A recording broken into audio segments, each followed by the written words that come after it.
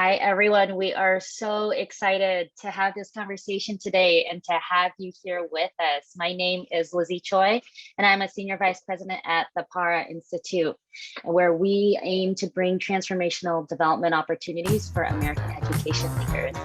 And I am excited about the music and also excited to have some very esteemed colleagues here today to have a conversation about what it looks like to center the identities of our students of color as we think about cultural and social emotional learning. And so I will introduce our speakers in a bit here. And before we do that, I just want to give a little bit of background information about who we are as a coalition.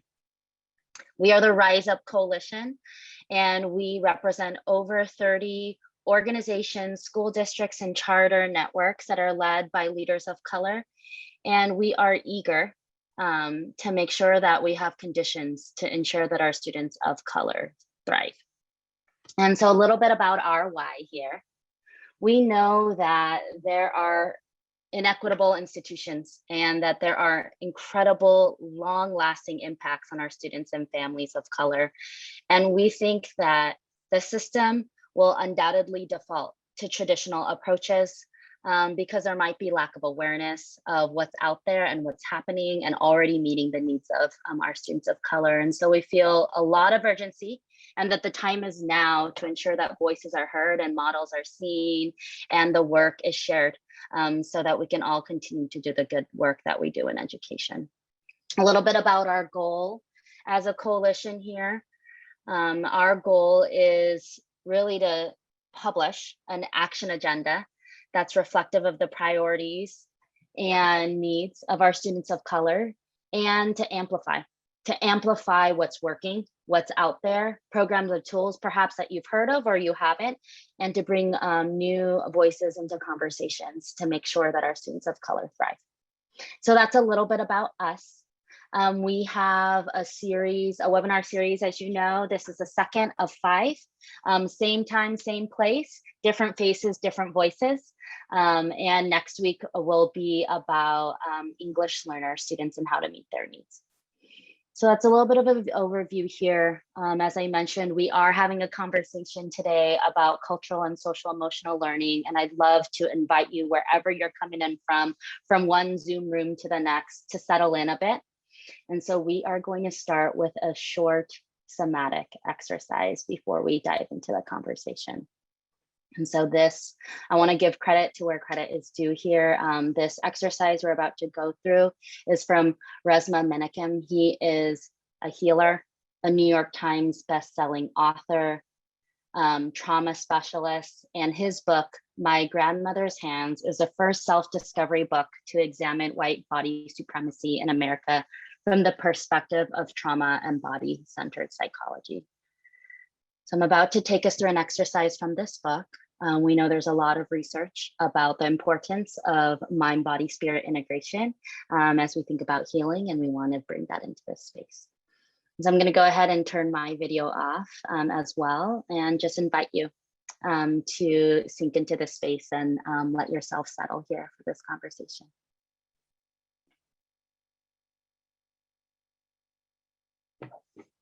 Go ahead and sit comfortably and take a few breaths in and out. Feeling the air move in and out of your body. Go ahead and take a moment to close your eyes and to step away from your screen. Notice the experience of the chair against your back. Notice the sensation of your feet on the ground. And starting from the top of your head, go ahead and slowly scan your body from top to bottom. Pay attention to each part as you slowly move your attention downward. Notice where there is pain or discomfort, where there's constriction, where there's relaxation or expansiveness. First, move slowly down your forehead, then through your face, then down your neck. Follow your attention as it comes across the top of your shoulders and onto your shoulder blades. Then follow it down your torso and into and down your arms. Continue to descend down your torso and arms through your hips, your bottoms, and into your hands. Experience your attention spreading into your fingers and then out of your fingertips. Continue moving down your legs through your knees and down to your ankles. Pay attention to your major joints, your ankles, your knees, your hips, your wrists, your elbows and shoulders. These are the spots where energy often gets blocked. If you feel the urge to move any of them, feel free to do so. Follow your attention into your feet, then down into your toes, then into the bottoms of your feet. Take a moment to notice where your soles meet the ground.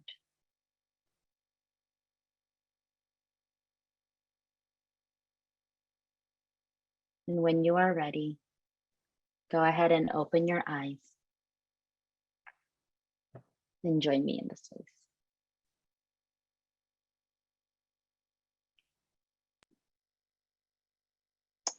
Welcome to our conversation.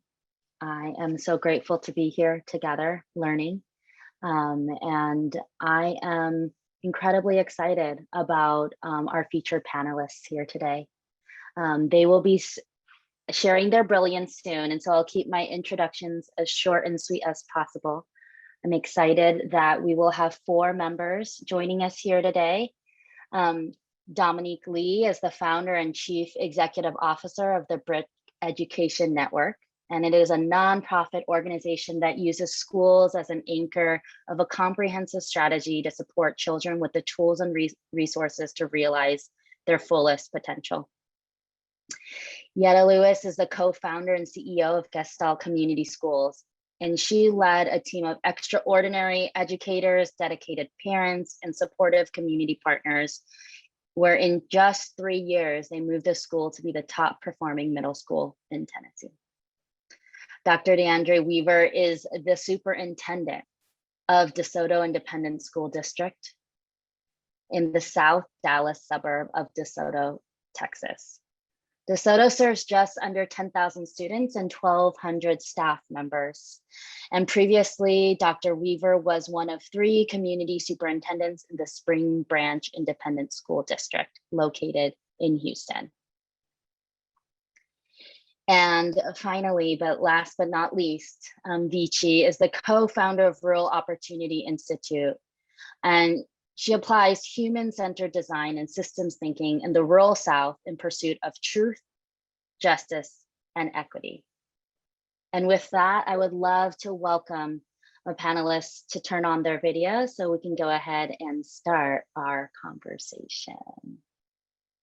Thank you all for joining.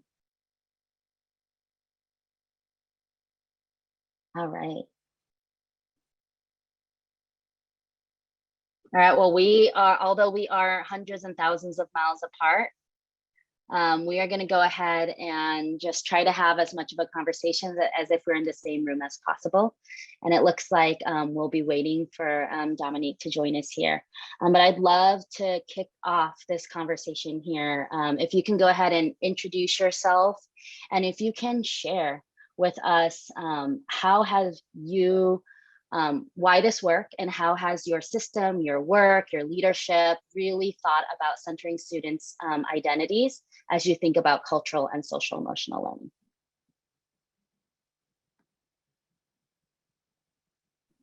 And I'll go ahead and why don't we go ahead and start with Yetta? Hi, everyone. That is definitely the conversation around social emotional learning with students of color is so important to the work that we do at Gestalt Community Schools. We're building an ecosystem around students that will provide them success, not only in school, but in life. And so, I read this article in the New York Times, and it was labeled the Corona Generation. And it was talking about generational scars. And the interesting thing is, in the work that I'm doing with our families and our students and teachers, it's not the generational scars, it's the past wounds that we're dealing with, the trauma. And so our work around social emotional learning starts with the basis of self-worth, really having students appreciate who they are as far as their culture, our Black and Latino students getting to know who they are. And so this pandemic and racial unrest made us push even harder on that. And it wasn't just for us to have it happen in schools. We needed our students to have really meaningful, positive engagement outside of the school. There was so much weight and negativity hitting them. So our real focus is not only awareness, but actual a family approach to SEL. And it starts with self-worth and awareness.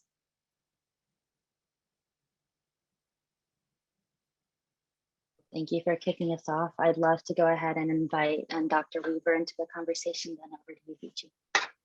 Hey everybody, my name is DeAndre Weaver, Superintendent DeSoto ISD. 98% of our kids are kids of color. Over 75% are African American, 20% Latinx. We have 2% that are a little over 2.5% that are biracial. And just yesterday, I was reading an article in the Dallas Morning News about legislation that's happening in our session right now. That, and I quote, lawmakers see civics bill as a rejection of woke philosophies.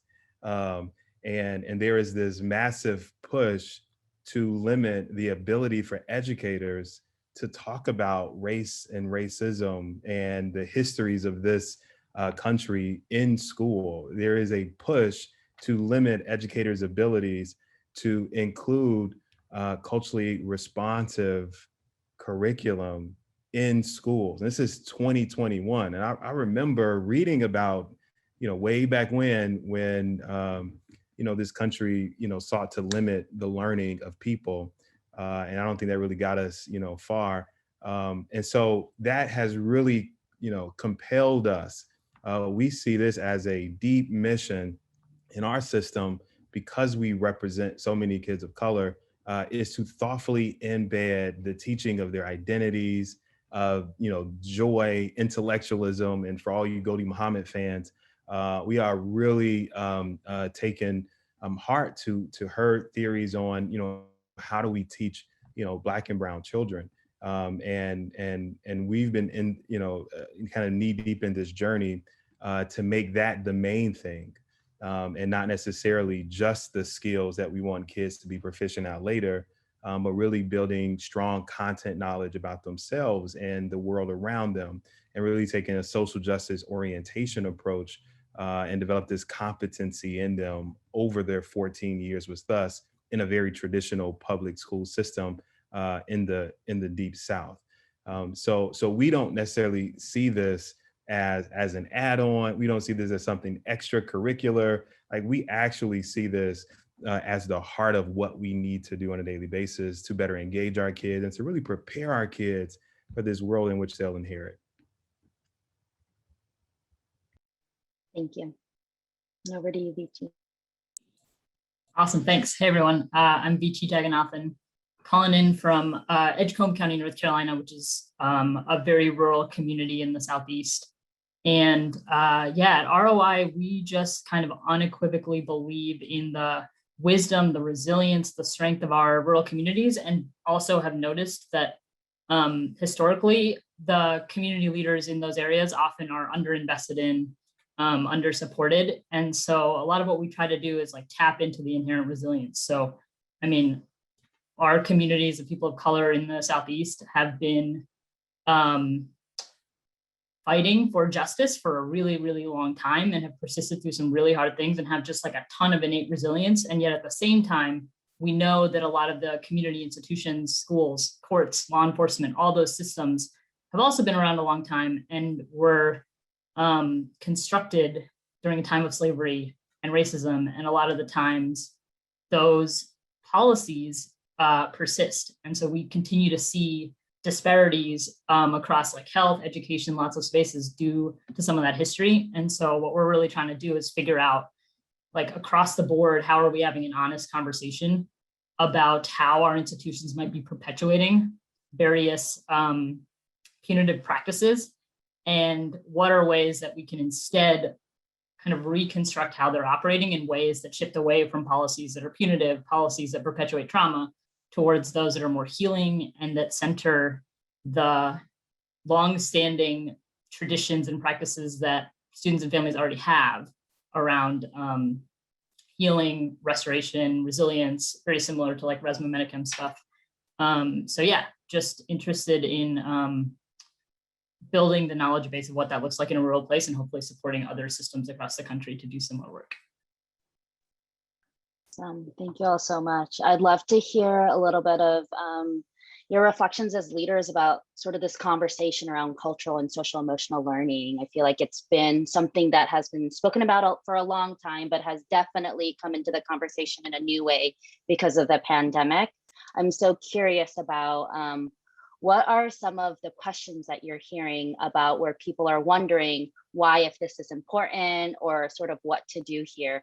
Would be curious if you guys can speak a little bit about what are people nervous about when it comes to SEL, and sort of like how have you navigated that as leaders? I'll jump in and throw one thing out. It's like a million, but one of the battles that we're constantly fighting is this either or situation. Either I spend time, developing the whole child and caring for kids and trying to find out what their needs are and supporting them and doing restorative circles and just all the things that make, that represent a human being. Do I spend time doing that stuff, or do I spend time making sure that kids are ready for, these end of course, end of year, high stake exams? And that has been a massive struggle. And many of them is helping shift people's perspective to know we can't make sure that kids are learning X, Y, and Z if we are not caring for who they are, if we're not tending to their needs, if we're not creating fertile soil. And I think as leaders, and one of the responsibilities that I have as superintendent is to set the expectation that we will care for kids first and foremost. Simply because the way we've been going about it has not worked for them. Our kids are still struggling on standardized assessments using the way that we currently use. But we've had to be really intentional about communicating that it is okay to spend classroom time, checking in with students and allowing students to process traumatic experiences, or to talk about the shooting death that happened in our community just last week. Of a young man who many of our students knew. Like, it is okay to spend time there. And then we've had to take it a step, further and actually build that time into the regular school day. And so now it is not an optional opportunity, but it is a time that is a part of our regular school day for teachers to use with students. And then I think our secondary shift that we're making is not only making it part of our school day, but to intertwine it in what kids are learning, so that aspect of the whole child, of a whole person, is being seen, even as kids are learning standards and they're being prepared for kind of academic learning. There is no either or, and so I think that's some of the shift that we're making here. Yeah. DeAndre, I definitely echo what you're saying. Our commitment has been, and we're really unapologetic about it, that every child will be known, loved, and educated. And it's in that order. And we believe that if the work that we do with the intersection of SEL and DEI, if that is truly authentic, then students will be successful, not just in school, but in life. And so for us, the biggest struggle right now is breaking that false dichotomy that in order for you to have educational excellence, you have to really focus so much on data and not on people. And what this pandemic has brought to light is that we got to do people first, the adults and the children. We're very mindful of the teachers and the parents that are in the mix with us. If our adults are not centered, then the children can't be centered. So the family approach is so important there. So you brought up that issue, people first, known, loved, and educated. These false dichotomies that people of color have to live under and how we are defining what success looks like in our school. And you can have both, and this SEL in service of these academic gains, because we've had years and years of doing it the other way. And so now it's time to push forward with a new way, recognizing each individual child, their cultural background, what they bring to the table, elevating the greatness of each child. And part of my work as a systems leader is providing space for that. But really what pushed me over is the affinity groups we were having with our high school teenagers. And they demanded to know more about themselves and their history. And that demand really pushed us to really look at how we approach systems change and knocking down those barriers.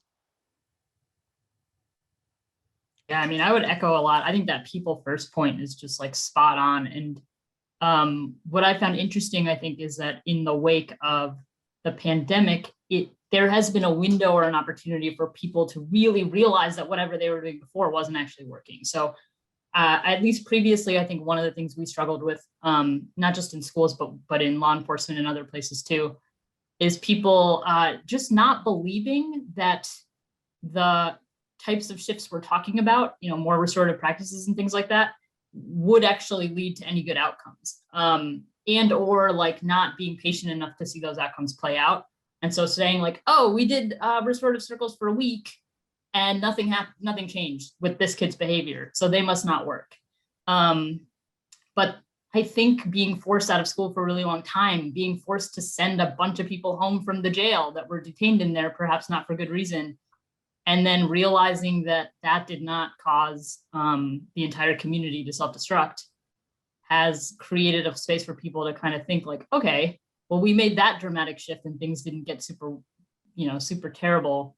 Maybe there is a space to experiment in that gap with something that's not quite as dramatic, just like these small shifts, and wait a little longer to see what happens. So in some ways, I feel hopeful that there might be a window to begin to experiment with those things where we couldn't before, while at the same time kind of anticipating or thinking through how we are presenting data, or helping people see the ways that SEL and those types of practices actually are contributing to whatever they're being evaluated against. I'll jump in there and add this other kind of realization that I had, and only had it because I started to do my own work. But I realized that folks in our system, because they've not done their own work, mental health work, identity work, like they were less likely to know how or even be empathetic to students who need that level of support. And so, one of the things that we did in our system is we actually wrote policy, and I got to give one of my board members credit for it. She's a counselor, Dr. Tiffany Clark. But we wrote policy to provide 2 mental health days, literally mental health days for our staff, so they can specifically go and take care of themselves. And I've been pushing this idea of like therapy is not a bad word. It's great for our community, but it's also great for us. I've had to be vulnerable and share, my own journey with, just and it's the best money I've ever spent on myself. But to have someone to really process, things in your heart, in your mind, your experiences, your traumas, that helps you show up and be so much better for the people that rely on you in your position. And so just kind of, taking away the stigma from taking care of yourself has also been very helpful for our students, because then they become the beneficiaries of more healthy adults in our system. So I totally agree with this idea of people first. And I would challenge all of us to think about, in what other ways could we keep considering, the mental health of our employees, so much so that we're modeling for them what we want them to model for children and families in our classrooms. I love that you're just modeling the way. And as a leader, we have to be vulnerable and be transparent. It not only sharpens our leadership, but it makes you realize that this work is very challenging and you're not in it alone. So I appreciate you stepping forward and sharing that journey. Now let's talk a little bit about supporting our adults. And so, we've started that thread. I'd love to hear a little bit more, like, what does it take? What are you doing now? What are you hoping to do to bring sort of your vision of healing and freedom and liberation to life here? I love the policy piece, because I think that makes it more institutionalized when you write really written policies around it. Early on in the pandemic, we have Grace in Space Wednesday, where there are modified schedules. We're trying all different modified team approaches to learning, so that if someone needs to back off for mental health or just taking care of their families, right? We had educators who were having their children at home while educating our children, and we just needed to become creative. And that flexibility helped us to create some incremental disruption to let people feel very confident that there's another way to do this work. So something as small as Grace in Space Wednesday, which was a modified schedule where folks could check out early with no kind of expectation around how they use their time, only that they use their time to help themselves, has told us that, hey, we can do this a different way in that incremental disruption. But I love hearing from system leaders that they put policy in place as well. Yeah, we did actually something similar height of the pandemic. We and it worked out both for adults and for families. We elongated actually our learning day. We went from 8 a.m. to 8 p.m. And then we gave teachers a choice. So they were organized in grade level teams across the district. And we said, listen, you third grade teachers, you all identify what block of time that you all can work, and you take the rest of that time to do for yourself. And that worked exceptionally well. Not only did it, strengthen camaraderie, but it strengthened this idea of, we work together to improve student learning. I'm not working on an island. I'm working in community, and that's something that has carried on, throughout this current school year. Is this idea of we are all responsible for our children. And this is a very beautiful thing to see. We also started thinking differently about the actual role of the teacher. And so, we expect, and we all know that there's only going to be a smaller percentage of your most effective teachers. Very rarely do you have an entire school, let alone an entire district, where every single teacher is performing at their highest peak. But we did realize that there are some people that are exceptionally well at certain aspects of teaching. There are some teachers that are amazing at coaching and encouraging and motivating children. There are some teachers that are amazing at direct instruction. There's some that are great at modeling and working in small groups with teams and tutoring students. And so we disaggregated that role a bit and said, we're going to select teachers that are amazing at communicating metacognitive processes and think aloud. And we're going to make sure that they get in front of all the second grade students. And they're going to take those teachers that are just amazing at working in a small group with kids. And we're going to make sure that they are the ones that are doing small group with most of our kids. And it provided a level of clarity for the teacher. It let go some of the responsibility of having to do so many things at one time for kids. But it also led us to kind of iterate on that idea. And for the next school year, we've identified, 2 different roles in our system where teachers can do just that. And so I think those are also ways that we're trying to take care of teachers, is put them in a position where they can be very, very successful and they can work with other people. It lightens the load. It also gives them a sense of accomplishment. And then kids are going to be the beneficiaries of it ultimately. What's up, Dominique? Welcome to the party, brother. Yeah, welcome. I would just welcome apologies. It's been a day, but I do apologize. All good. We're grateful that you're here. We're talking about how we are supporting the adults to bring forth a vision of embedding cultural and social emotional learning into our system. So we're really glad that you're here. But yeah, I mean, I'm happy to jump in on that question. I just love this idea of like incremental disruption, reimagining people's roles. Like one of the things that I think as an organization that's outside of the school system, it's abundantly clear that like we ask teachers in particular, but most folks in the school system to do like 1,000 jobs. And every time we're asking them to do something else, it feels like, yeah, it's almost like, is this going to be the straw that breaks the camel's back? Like, I think it's really challenging. But what's been neat, so kind of to that point, at the start of this past school year, we assembled or offered the opportunity, I guess, for anyone across the school system in our community to join a team that would work throughout the year to kind of interrogate some of the more punitive policies within the system and redesign what those could look like. And what was interesting to note was just that I think a lot of the people that signed up for that team were who maybe people that typically aren't asked or that you wouldn't expect. And so a lot of times, it's like the administrators are asked to write policy, teachers are asked to execute it. It's this very like top down or kind of hierarchical way that decisions get made. And in this case, it was like a really interesting mix of like counselors across a lot of schools, a handful of educators. There were some community advocates that just kind of found their way in there. There were some students, definitely not all of the people that maybe you would have expected. But as a result, it was like these folks were on fire. And so like this group met over the course of the entire school year, about once a month together. And then outside of that a little bit to like work through a bunch of creative exercises of just like looking at policies and thinking like, where are the places where we are, not either supporting adults or kids to be at their best, and what could it look like? And could we try some small examples of that in their context and then share that out? And it's just been really neat to see, like, similar to, I think, what Yetta said, like those small examples of like, we're, making this small part in the school day where we take a minute to do a practice, or, one of the groups is trying to create a podcast that's hosted by students where they talk about a stressful thing they're experiencing and like what's a tool that they're using, and then interviewing their classmates about that stuff and like sharing that around. Which I just think like wouldn't have been like, that wouldn't have arisen if we just went to like the people typically in charge of discipline and said like, think about how to make this more restorative.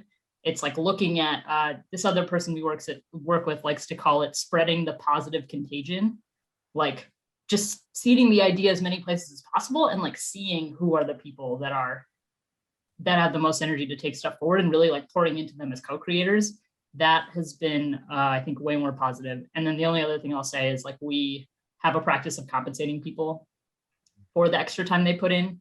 So I don't know how possible that is within certain systems, but I do think like all this stuff is extra work and teachers don't get paid enough. So like if there's ways to actually pay them for the work they're doing and value it as much as we would value tutoring or any other extra stuff, I think that goes a long way.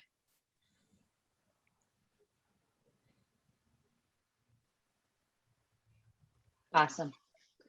Well, we've been talking about adults and, this sort of thread, it started by us saying, hey, people first, and we need to do our own work and we need to really center humanity. And we have a question here from the audience where it's like, how do you get policymakers to focus on people rather than only on data, to actually center humanity, or even understand that SEL is in service of learning? Be very curious to hear what work and what advice you have for people. Crickets. I feel like it is such a values tension. And I want to just huge shout out to my next gen Pahara non crew, because we spent a whole session really exploring this idea of values tensions. And I know many of us as system leaders feel it, where there is a big part where students have to learn. And you have to show that students are learning, and at the Yeah. same time, that creating the conditions for that higher level of learning, it takes time, it takes intentionality, it takes disruption, it takes doing things differently, etc. And there is a very small window of time that many system leaders have in order to enact that level of change without necessarily seeing all the tangible results. And so part of it is, how do you tell multiple stories?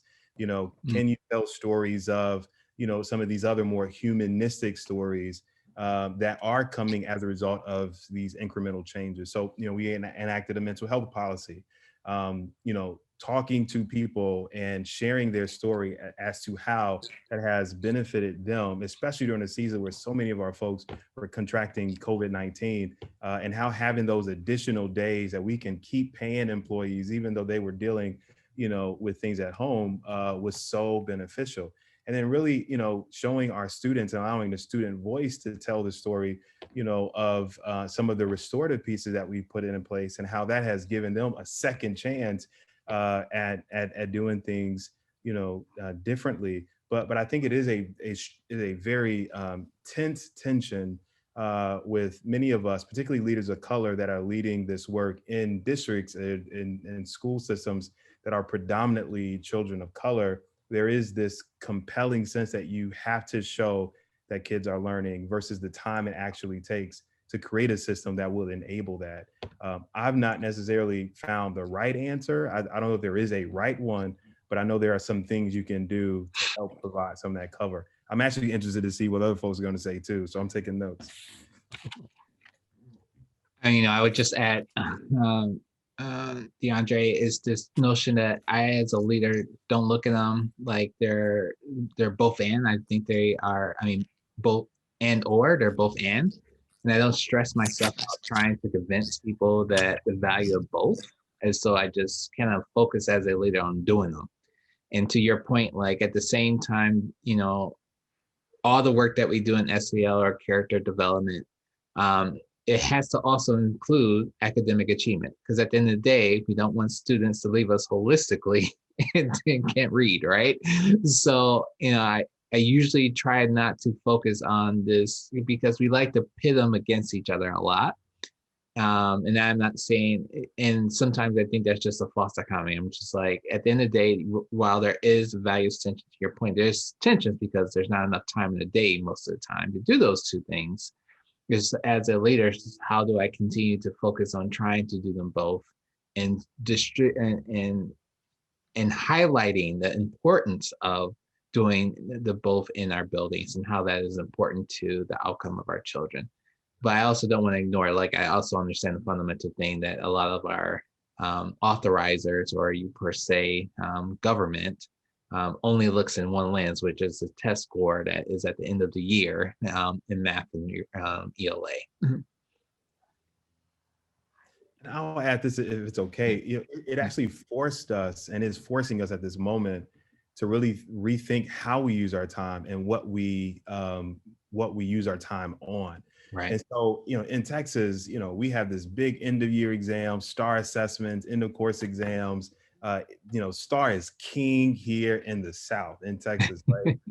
and there are so many standards that teachers teach. And I've not seen many kids of color at high scale actually learn all of that.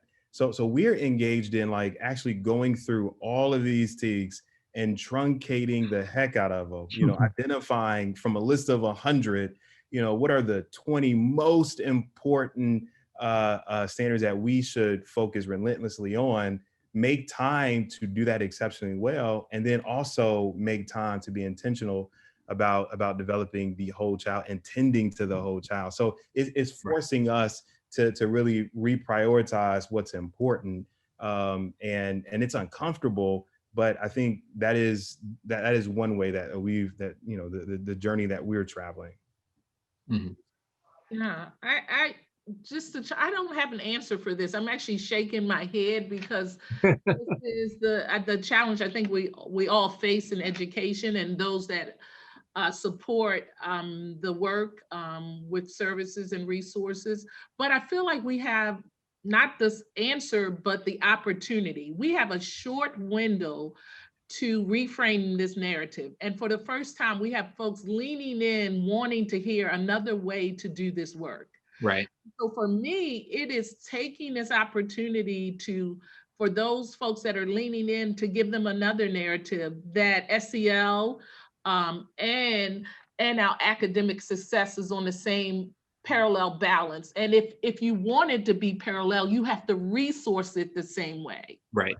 So just like you're learning reading comprehension and all of the type of interventions, you have to invest in that, not only policy, but dollars as well.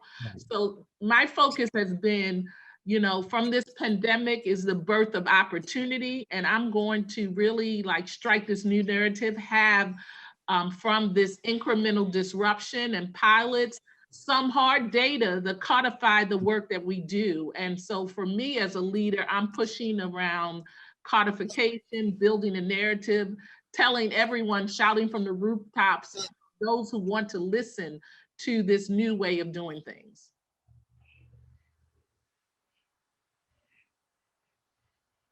No, I'll say this, every month when I have a board meeting, I have to spend at least half the board meeting reporting out on student learning.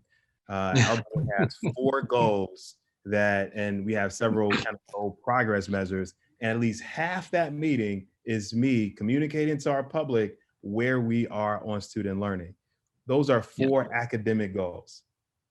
They do not include anything about the actual health of our children and our community. So I feel that tension, and we have a constraint. So it is a priority, but it is not the thing that we monitor very publicly. And so even as we have this conversation, I'm recognizing there are other areas that I, as a system leader, can also, start to challenge, our system to think about, this other aspect of preparing kids for life that sometimes goes, secondary. I mean, yeah, this whole discussion is also making me think a little bit, because like everyone else, I definitely don't have the answer for this.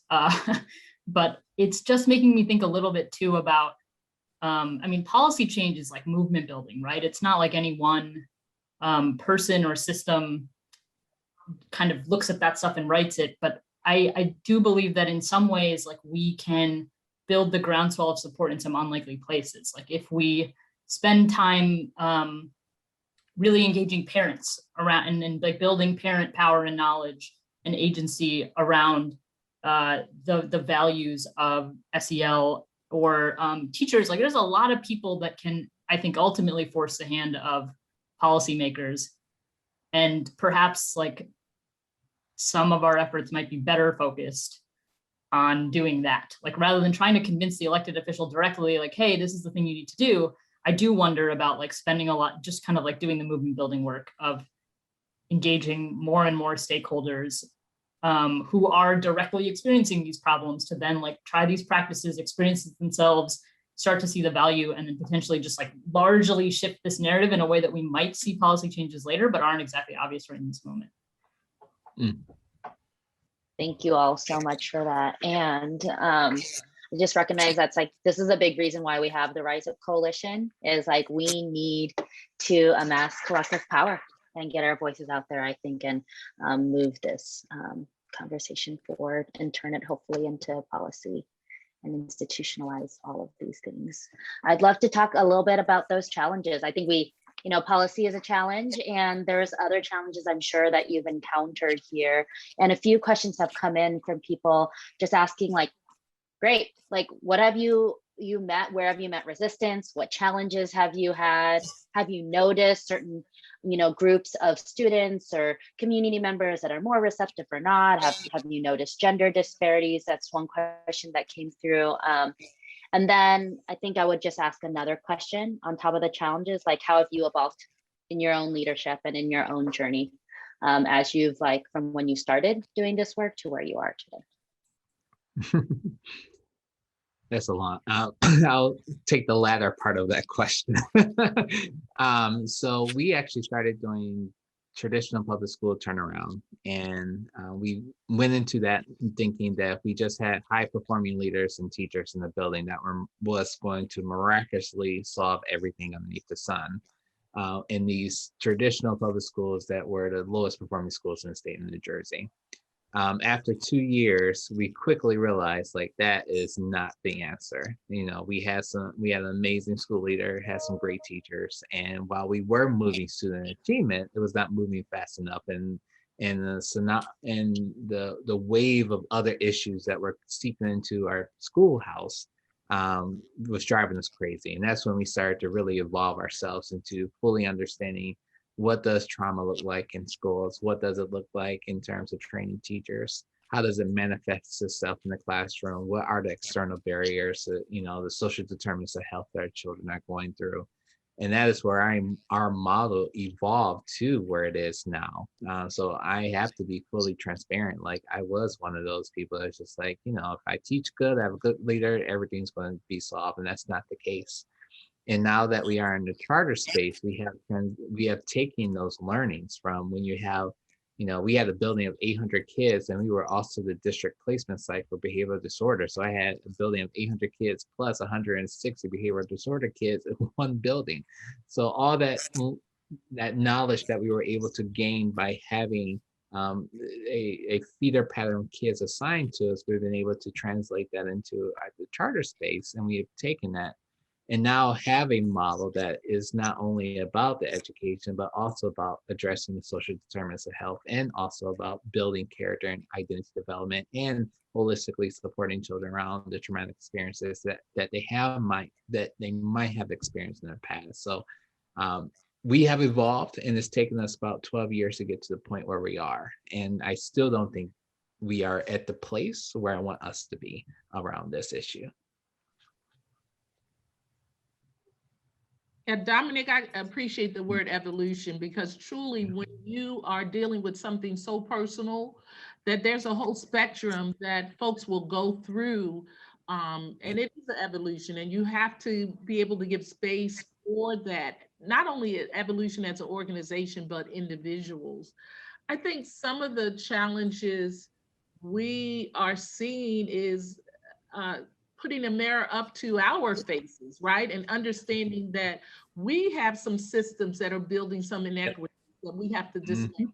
So for me and for this organization, it was the brutal facts, like embracing the brutal facts. And that was a hard part initially in our work very early on. This is pre-pandemic, like just the start of our work in Gestalt. And we constantly have to face that. Not in addition to the challenges, the fear of the adults. Am I doing this right? They want to do it well, right? Am I doing it right? And especially when it comes to SEL and the intersection of DEI and racial identity, I don't have the right language or tools to talk about that. So we had to really now start to push into that fear and preparation that we have to give the adults in this space. And then I think one of the last challenges really for us was, and it still is being able to build small coalitions. Like you don't have to have everyone yet, but if you have a small, mighty coalition and it is across your network, then that starts to pick momentum, those early adopters. And it actually starts to take pressure off of our clinicians and our school counselors. This work doesn't just belong to the school counselor. There's a whole body of movement around that. And I think prior to that, we felt, and we still do, very resource strapped. We still need funding. We still need more headcount to do this work. But we put a lot of pressure on our school counselors and social workers, right? And we know that we can build a greater coalition. We do. Everyone needs more funding to do the type of work to make it sustaining.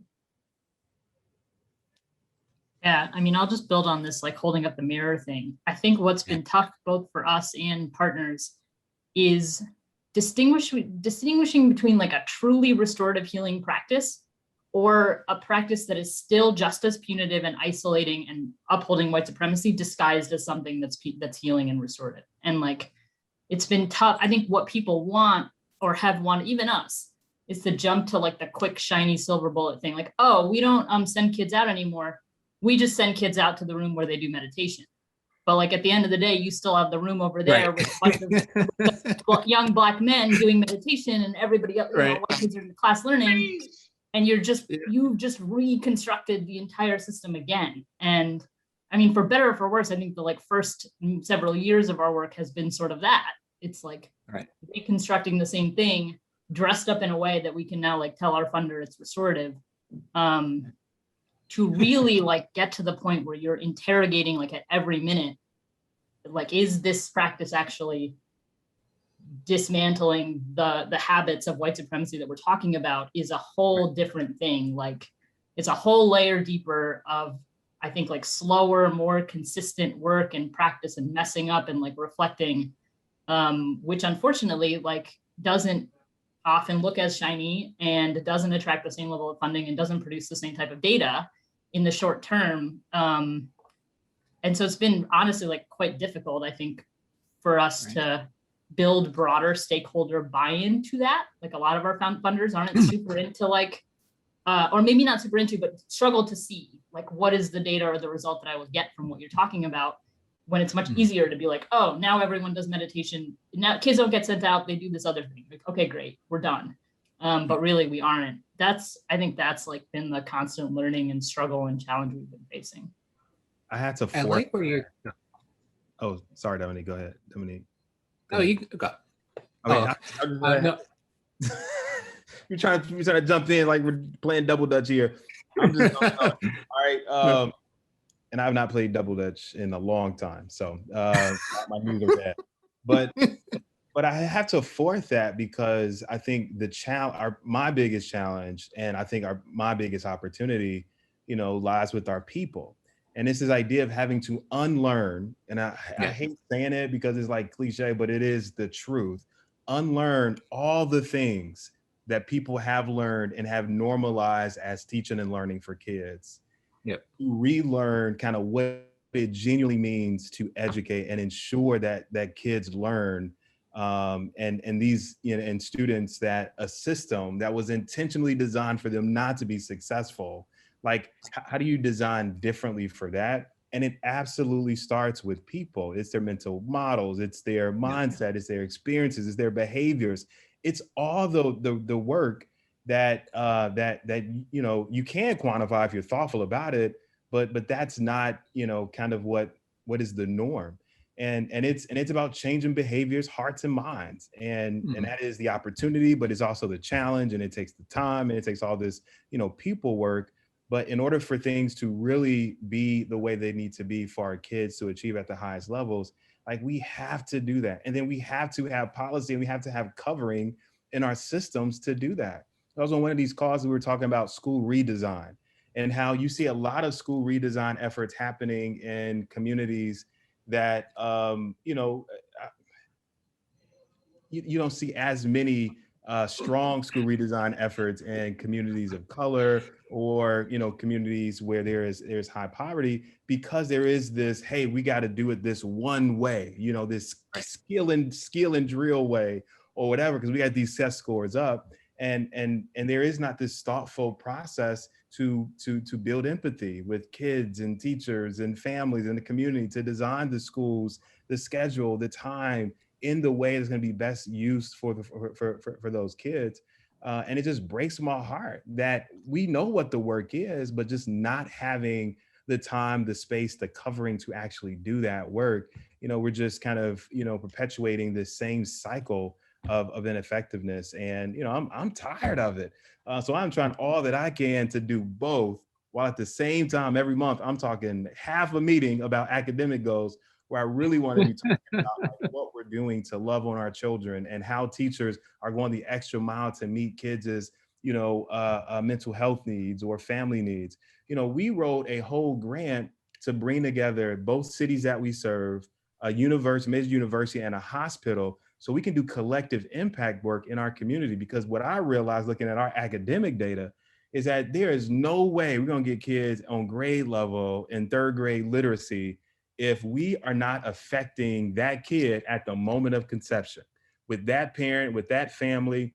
If we don't have strong early learning, high quality, and as free as possible programming for students and families at those earliest ages, if we're not tending to the mental health of those parents, or if there's a single parent with a child, like if we're not wrapping our arms around the families in ways that is going to help them is going to help them just live and exist, and there is absolutely no way we can expect our children of color or children that come from poverty to be wildly successful, because the system is just not designed for that. So I think, again, our challenge is our people, it's our system. We're trying our best to do that in some creative ways, but it is absolutely a struggle. Lee, what were you going to say, ma'am? Sorry. Oh no, there's two things that popped into my. There's one thing that popped into my head while Yetta and Vishy and you were talking, but on the side note about the software, about the program that we are about to launch for early childhood 0 to 3, a birthing center to start to work with parents out there. But on the real thing about how to challenge yourselves, it just brought up an example for me. And I remember at the staff meeting, my grandmother was a principal, she was a superintendent. And I remember going to my grandmother's school. Kids were on straight lines, hands in the air, women only wore skirts, men, pants with a tie. And my grandmother was a, amazing principal, amazing superintendent. When she passed away, it was like the entire city came up for her because she was just that loved.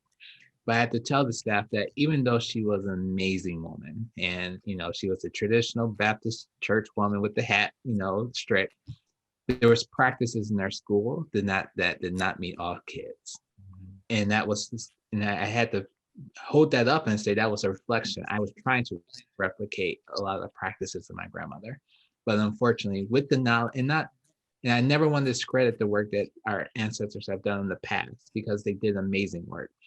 But I just think with knowledge, understanding trauma, understanding things, understanding health better, then, as we always evolve, we can do things differently.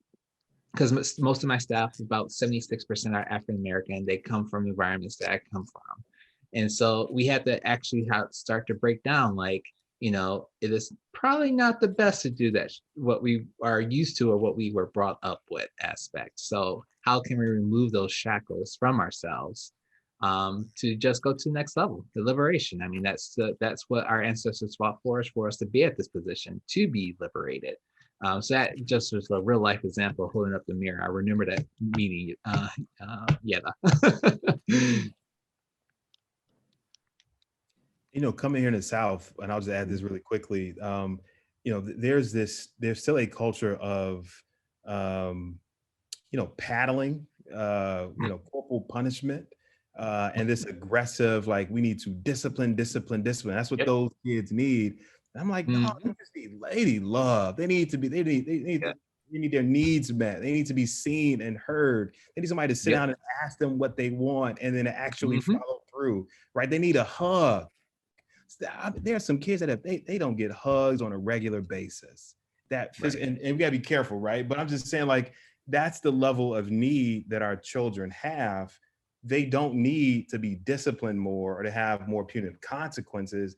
They need something else. And how do we normalize that in school? Not necessarily hugs, y'all, but I'm saying, like, how do we normalize love and seeing children and recognizing that their behaviors are actual indications that there is some other unmet need?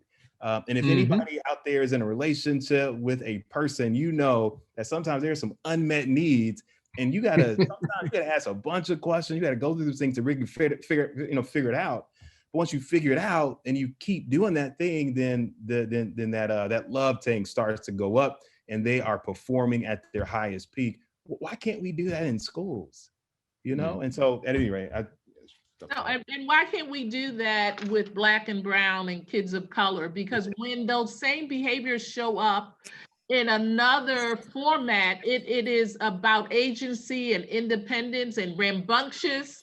All And right. our space, it is about insubordination and discipline and control.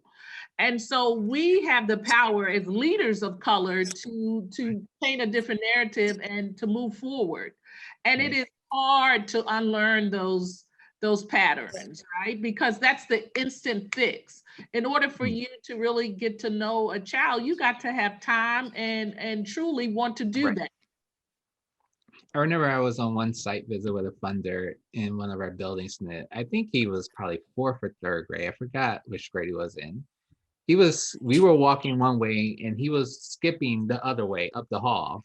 And I didn't say anything. I'm like, he's skipping. Like, those things don't bother me, right? And the funder just looked, was like, you're not going to say anything? I'm like, no, he's going to his class. I know the kid, he's fine. He skipped up the hallway. You know, like, why do I need to stop him and chastise it and things like that? Like, I don't know. I agree with you. It's just like, there's some things that I know, like in my nephew's school, you know, it's private, you pay for it. Like, those kids are all over the place, but it's just fine. Like, so why is it that when we come to the schools that we serve, it automatically has to go down to like this jail atmosphere? It's just like, okay, he's skipping up the hall. He's only been skipping like for 30 seconds. Just let the kid be. That is a big aspect of creating environments that are tending to the whole child. Like, you know, we're either creating an environment that is productive for children, or we're creating one that is perpetuating a stereotype about them. When I had an opportunity to be an assistant principal at one of the highest performing high schools, actually the highest performing high school in the state of Illinois, and now just recently number 4 in the nation, just last week, I walked in and there were students with their baseball caps on. They were sitting on the floor in the hallways. They had open campus lunch. I mean, they had a half day where they were doing yoga and Pilates and karate and all this. And I said, my gosh, you know, this would never fly in the schools that I'm normally in. And when I went to a school that was much more reflective of me, you know, children of color, and we did those same things, it was like the light bulb went out for kids. They felt empowered. Like, they were creating videos about their experience in school. Attendance shot up, academics shot up. The school became a blue ribbon school because we changed our expectation for what the culture was for kids.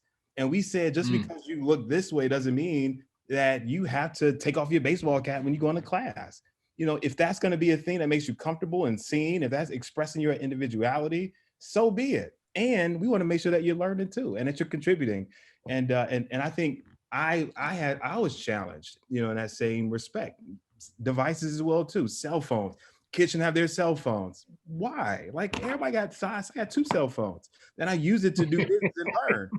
So why are we not utilizing technology in a way that's going to help them learn and help them be in this 22nd century, as opposed to this old way? So I think all of those aspects affect how a kid is seen and heard and felt, and it does something for their identity, and we have control over that. Let's talk about funders. So it's come up in a few different responses, and there is a question here in our Q&A. How specifically can funders support the investment in resources that promote and build whole child SEL infrastructures? Like, yeah, if you had an ask of funders, what would it be on this topic? Take a risk. I mean, I'm talking to funders that are now willing to look and push into this because of where we are now, this space and in history. But it's about taking, I guess, a risk and not investing in the known, but taking a risk to say, I am going to invest in a new way of doing this work. And the other part is everyone on this panel can tell you, you have to know your funders and be able to better know how to message this work so that the investment makes sense and feels sustaining. Yeah, I mean, I'll just add, I think like what's tough about this work and funding is, yeah, related to the risk taking, just like being patient. And like this stuff takes a long time. It is long, consistent work. It's not linear. You don't just like make shifts and see positive. There's bumps in the road. There's like steps forward and back.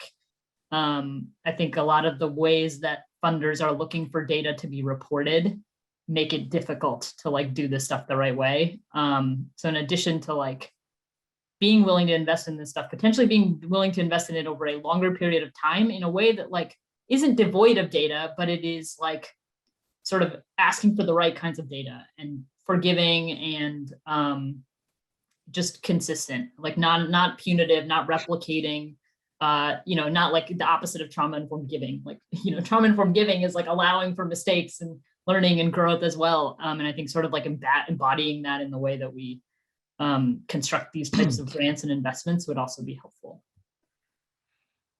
I think there's also one layer. I'll kind of go to the another layer of this is that invest in tools that schools use that are coming from those communities or people who have those lived experiences. I find a lot of times, oh, we found this new, way that we're going to do a restorative justice program, and would you be interested? And you look at it and you're just like, what is this type of situation? Because it's not from the community and it's also not from people who have gone through those lived experiences. So if you are, there's one thing to kind of invest in schools that are doing the work, which you always should do, to point what Ms. Lewis says, take the risk on us.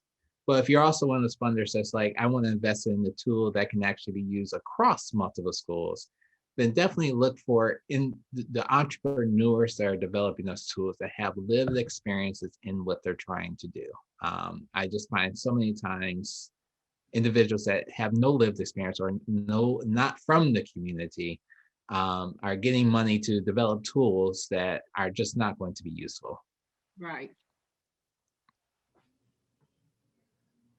Yeah, I think on that tip too, it's like removing some of the like optical barriers to who can get money, like who can get funding. We often hear like, oh, well, we can't fund that group because they're not ready to receive a grant like this, or they don't have the infrastructure to do so. It's like, that's just code for like what they're from the community and they're a person of color. And they just happen to not have like a, association with a big institution. And so I think in the same vein, it's like identifying those folks and being willing to give money maybe to organizations or places or people that don't meet whatever these criteria are, as long as they're doing the work. Right. Or yeah, and to that point, like at least then build a bridge between the two, right? Because I find a lot of times, these big research institutions get these grants, never taught in their day, and so then they want to do this tool, and it was like, this is not professional development aspect, and it's just like an imbalance. It's just like, why, how about you give the practitioners the money and then you bridge it towards they can get this seal of a, evaluation approval on that, because you would get more out of that than some research institution that is pretty much all men most of the time, and pretty much most of the time white men, and maybe sometimes gay white men aspect to get the money. And it just, yeah, I don't know. I just always find it funny. Yeah, I think that's spot on. Yeah, it also brings to the point some work that you have to do internally. And for us, it's the design team, bringing teachers to the table with parents and students. And a lot of the pilot and disruption that we're building out and trying to codify come from a really diverse design team, and kind of, for us, sacrificing space for the team to design something that is from the community, so that when and if I get the seat at the table, I am actually, as a system leader, bringing the community work to the table. And I think that is so important, kind of behind the scenes as well.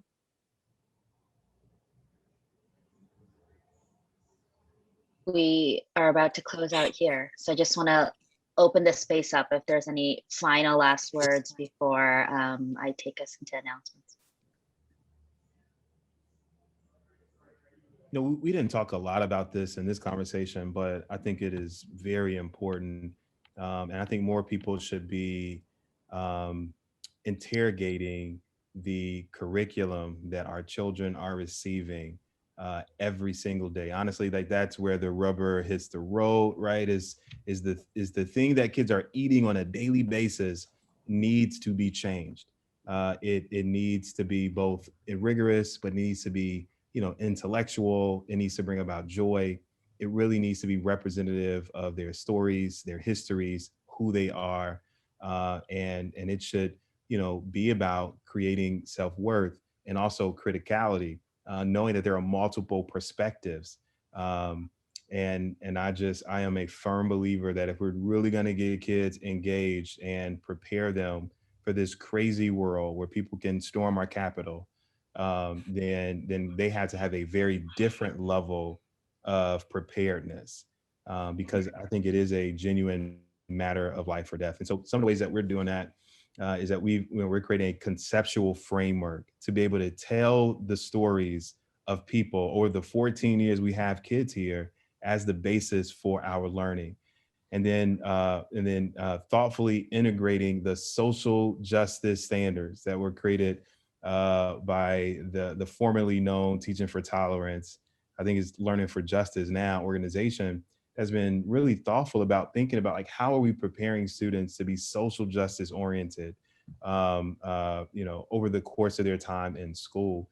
And we think that's just a phenomenal tool and resource. So I want to really big them up for creating and developing it. And so we're trying to thoughtfully integrate that from pre-K through 12th grade, so that we're not relegating this work to a course in high school or to some happenstance. We have a cool teacher that is teaching kids how to advocate, and it's a project in a unit that happens once a year. No, advocacy and social justice orientation is a value of ours. So I just want to challenge, the system and other leaders to think about how we really center our focus on curriculum and truly preparing kids to be social justice oriented in our spaces.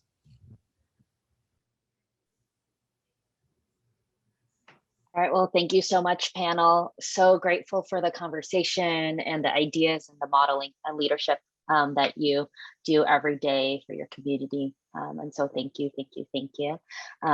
Would love to just invite everyone back to our virtual living room here for next week's conversation, which will be on talking about English language learners, the forgotten American students, and what it looks like to meet their needs. So we hope to see you back here again. So thank you all so much for your time, and for the panelists for their brilliance and life's work. Really grateful. And if the panelists don't mind, would love to stay on for just a few minutes as well. Thanks all.